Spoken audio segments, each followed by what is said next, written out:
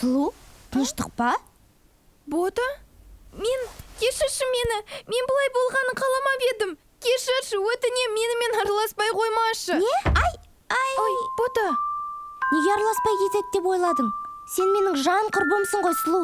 Тек Лалаға айтып қойма. Томимен араласпай қойдың ғой.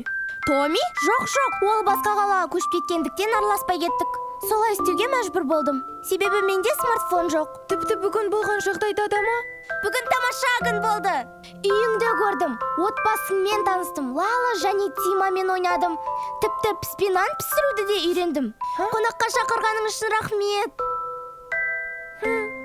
Сәлем балалар. Бүгін маған алма бәлішін берді. Сөйтіп мен қонағымызды қуантайын дедім. Айтпақшы, қонағымыз қайда? Папа, танысып қой, бұл Бота. Танысқаныма қуаныштымын, Сұлудың папасы. Ол қайтып келді. Менің үшінші жан досым болғың келе ме? Жазылып, қоңырауды басыңыздар. Көріскенше!